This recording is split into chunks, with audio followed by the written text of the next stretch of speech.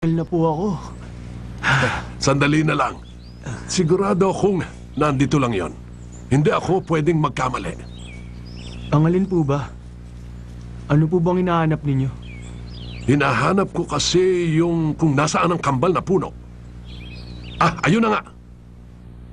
Mahalaga sa atin yan.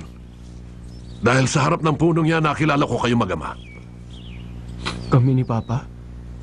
Hindi ko alam kung natatandaan mo pa. Pero dito ko kayo unang nakita.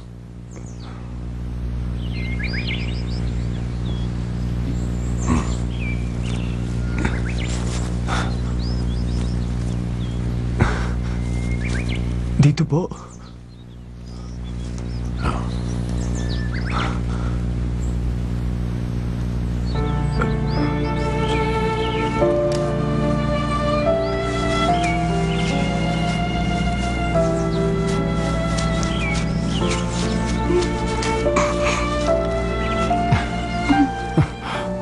O anak, ito ang tinatawag nilang leopard plant. Tumutubo lang ito sa mabasang bulubundukin. Madalas namin itong gamitin pambalot sa kanin. Hindi nagbabago ang lasa nito kahit mabasa. Tuwing tag-araw, pwede mo itong kanin ng tuyo. Eto, subukan mo.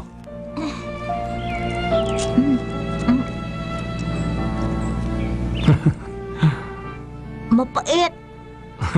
Pero mabango sa hininga.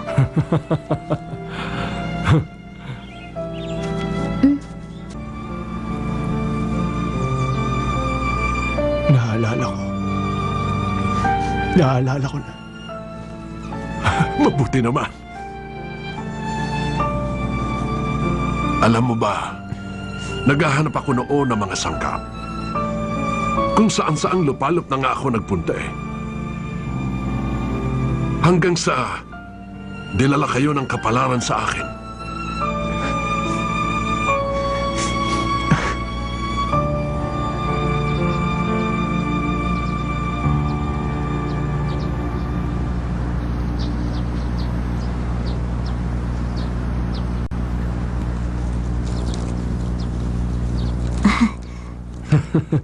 Nagawa mo rin, ha?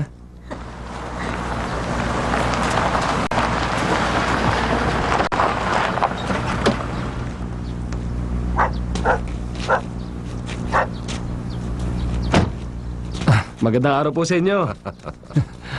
Bumati ka naman. Magandang araw Magandang po. araw din sa'yo. Kumusta ka, bata? Simula sige noon, po. parati na kaming Hindi po kayo dinadalaw doon. ni Papa ng lalaking taga-bayan para bumili ng mga gulay namin. Meron rin dito. Oo nga. Mas maganda to. Kung ganun kayo pala yun.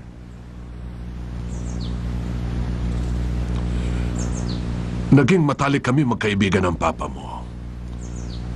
Magkasangga kami sa lahat ng bagay na parang magkapatid. Siguro nga, tinadhana ng Diyos na magkakilala kami. Mas mahusay nga siya sa akin.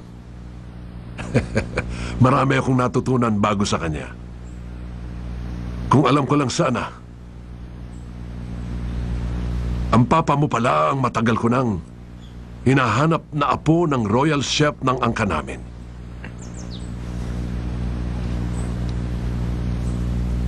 Hindi ko na sana siya iniwanan pa. Papa!